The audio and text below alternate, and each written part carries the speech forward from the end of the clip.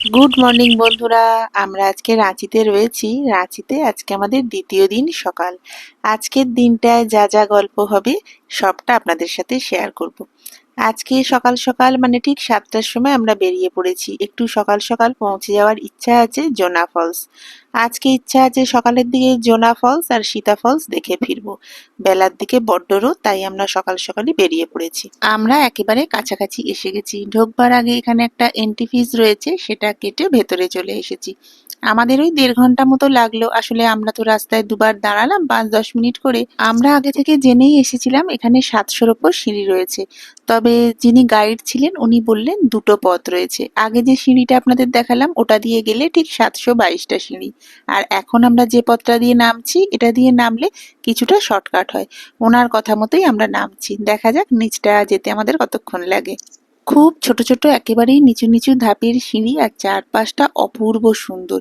তাই সত্যি বলতে ওই সিঁড়ির সংখ্যা বা দূরত্ব খুব একটা মাথায় আসবে না। সকাল সকাল এসেছি তাই রোদও সেরকম নেই। অপূর্ব সুন্দর একটা পরিবেশ। নিচটা উপর থেকে তাকিয়ে দেখলে দারুণ লাগছে।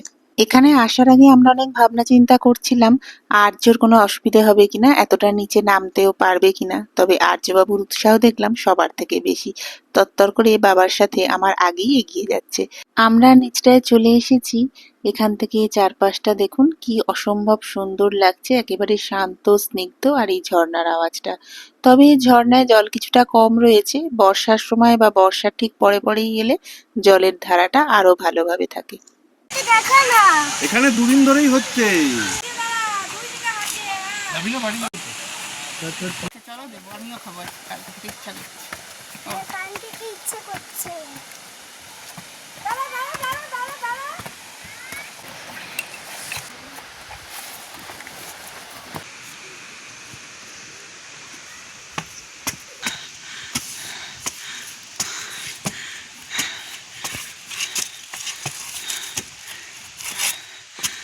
হাঁপিয়ে গেছো? নামবার সময় বুঝতে পারিনি, তবে উঠবার সময় মানে শেষের দিকটায় শেষ 100-150 সিঁড়ি বেশ আমরা হাঁপিয়ে গেছি। শাশ্বত তো রীতিমতো প্রথম দিকটায় সিঁড়িগুলো কাউন্ট করছিল অ্যাকচুয়াল আমরা কটা সিঁড়ি নেমেছি।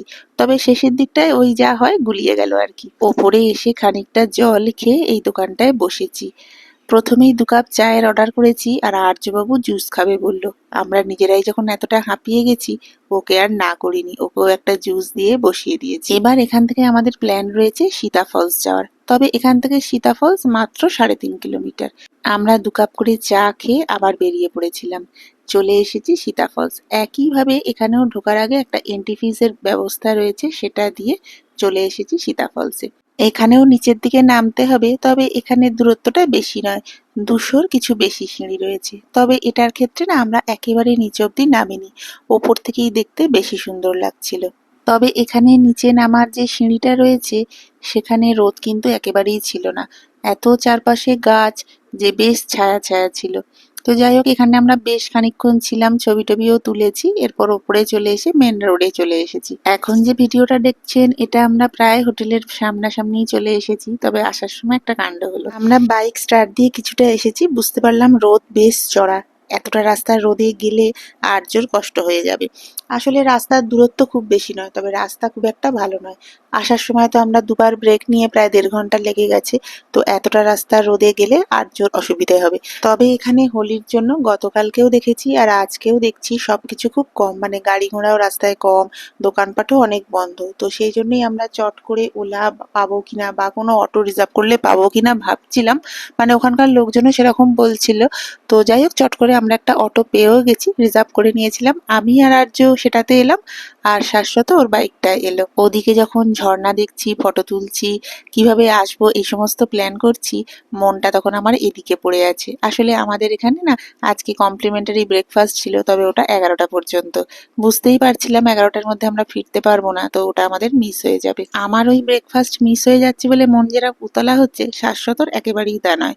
ওর একটাই কথা, রাস্তাঘাটে টুকটাক খেয়ে নি আর হোটেলে ঢোকার আগে খাবার কিনে ঢুকবো। ইয়ে জওয়ানি হ্যায় দিওয়ানি সিনেমাটাতে দীপিকা পাড়ুকনের একটা কথা মনে পড়ে গেল, লাইফ মে কুছ না কুছ তো ছুটে গাহি। আমার এই সামান্য ব্রেকফাস্টের জন্য যে কেন এরকম হচ্ছিল আমি জানি না। তবে মনে হচ্ছিল ইস পৌঁছতে পারলাম না সময়ের মধ্যে। আসলে আমরা যখন সকালে 7টার সময় বেরোই তখন ব্রেকফাস্ট করে গেলে হতো, তবে অত সকালে স্বাভাবিকভাবেই খিদে হয়নি, আর আর্যরও তখন একদমই মানে খেতে পারতো না অত সকালে ঘুম থেকে উঠে। তো সেই জন্যই মেনলি আমরা করিনি। তো যাই হোক, আমরা ঢোকবার সময় ডিম পাউরুটি নিয়ে ঢুকেছিলাম, সে সমস্ত খেয়ে নিয়েছি। আর এখন আবার সেকেন্ড রাউন্ড দুপুরবেলায় কি করা যায়, মানে লাঞ্চে আজকে কি প্ল্যান করব সেটাই ভাবছি। এই হোটেলেই যে রেস্টুরেন্ট রয়েছে সেটারই মেনু কার্ড নিয়ে বসেছি, অনেক আলাপ আলোচনা হলো। তবে এর মধ্যেই আর্যবাবু কি করছো জিজ্ঞেস করাতে আমি বলেছি যে খাবার কি খাবো দুপুরে সেই প্ল্যান করেছি। তো মহারাজ বলছে এখন পিৎজা খাবো। তো ঘুরতে এসে বলেছি যখন পিৎজা খাবো, বাবা বলল তাহলে চলো ছেলের কথাই রাখি। এবার একটু রেস্ট নিয়ে চান টান করে তিনজনেই আবার রেডি হয়ে বেরিয়ে পড়েছি। পিৎজা যেহেতু খাওয়া হবে, শাশ্বত দেখলো কাছাকাছির মধ্যে ডমিনোস পিৎজা কোথায় আছে, তবে একেবারেই কাছে, ওই বাইকে যেতেই মিনিট 2 লাগবে বড়জোর। তো সেখানেই আমরা যাচ্ছি, তো চলেও এসেছি। আর আজকে আগেই বলেছি দোলের জন্য সবকিছু ফাঁকা ফাঁকা, এখানে এসেও দেখছি একেবারেই ফাঁকা। তো আমরা বসেছি, শাশ্বত গেছে অর্ডারটা দিতে। আর এই যে যে মহারাজের জন্য এখানে আসা, সেই মহারাজের খুশিটা একবার দেখুন। ও চলে গেছে বাবার সাথে অর্ডার দিতে, কি খাবে না খাবে সমস্ত বলতে। তো যাই হোক, আমাদের খুব বেশিক্ষণ বসতে হয়নি, আসলে ফাঁকা ছিল সেই জন্যই হয়তো। মিনিট 10-12 আমরা বসেছি, তার মধ্যেই আমাদের এসে গিয়েছিল পিৎজা। আর এই সময়টাতেই মোটামুটি আমরা প্ল্যান করে নিয়েছি যে বিকেলে কি করব। আসলে এখন তো আমরা হোটেলে চলে যাব, দুপুরবেলা এই রোদে ঘোরার আর কোনো প্রশ্নই নেই। আর সকাল সকাল যেহেতু উঠে এক রাউন্ড আমরা বেশ ভালো মতো ঘুরেছি। আমাদের খাবারটা এসে গেছে, 3টে স্মল সাইজ পিৎজা অর্ডার করেছিলাম, সাথে একটা টাকো মেক্সিকানা, কোল্ড ড্রিঙ্কস, এই সমস্তই অর্ডার করেছিলাম। তো খাওয়া দাওয়া শুরু করে দিয়েছি। পিৎজা খাওয়ার পরে একটু মিষ্টি মুখ করতে ইচ্ছে করছিল, মানে একটু ডেজার্ট কিছু খেতে ইচ্ছে করছিল, তাই জন্য এই মুস কেকগুলো অর্ডার করা হয়েছিল। তো সে সমস্ত কিছু খেয়ে একদম পেট ভরে আর্যবাবু খাওয়া দাওয়া করে আমরা ভাবলাম এবার বেরিয়ে পড়ি।